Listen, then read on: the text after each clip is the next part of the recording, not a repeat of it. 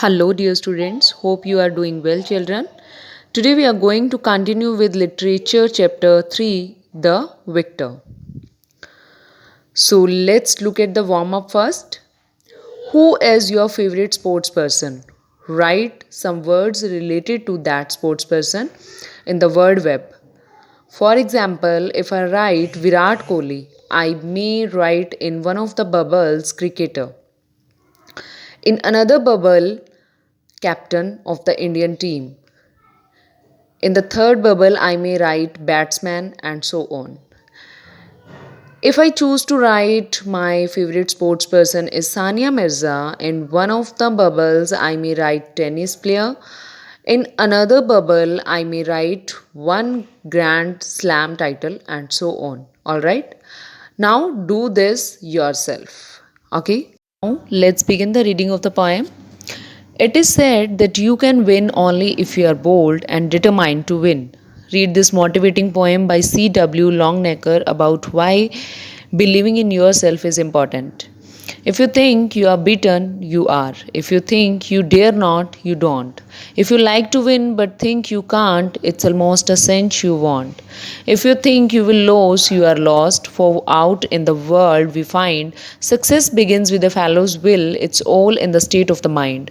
If you are outclassed, you have got to think high to rise. You have got to be sure of yourself before you can ever win the prize. Life's battles don't always go to the stronger or faster man, but sooner or later, the man who wins is the man who thinks he can. So, in this beautiful poem, C.W. Longnecker wants you to believe in your abilities and skill before you prove your mettle in front of the others. That is, you must believe that you will win before you try. Those who are confident of their success are definitely going to attain it. But those who believe that they will lose, we have already lost success. He says is the state of mind that is, those who believe that they will succeed are going to succeed, and those who fail feel that they will lose will be the losers. Okay, now let's look at the first stanza. If you think you are beaten, you are. If you think you are not, you don't. If you like to win but think you can't, it's almost a cinch. So, cinch means something that is sure to happen, and if you think you are not going to win, that is something surely going to happen.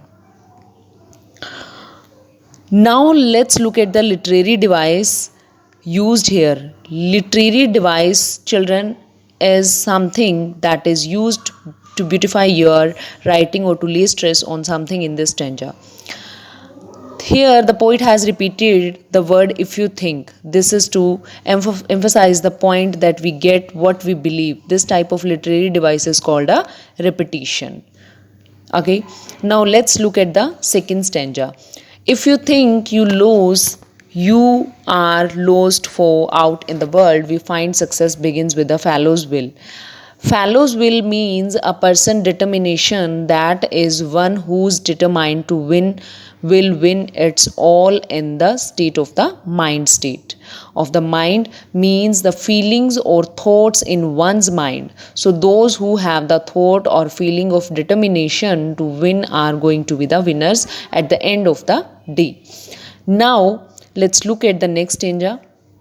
If you are outcast, you are outlaws. Means when you believe what that others are better than you at a particular activity, you are outclassed. You have got to think high to rise.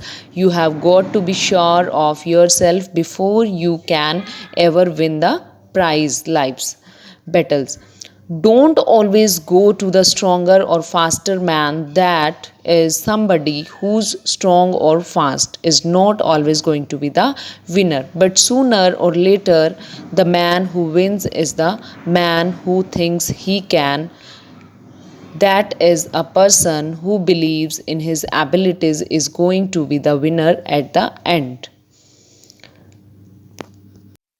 Children, in this stanza, the poet is using another literary device that is called a metaphor. In the first line of this stanza, he says, life's battle don't always go. He is not talking about the battles of life, but life is being compared to a battle because there are problems to be faced in life just like there are problems in a battle. Such a comparison is called a metaphor. Remember, metaphor is a comparison that does not use the words as or like to make comparisons straightway via writing. Life's battle, where life is being compared to a battle. So, children, I hope you have understood the poem and liked it too much.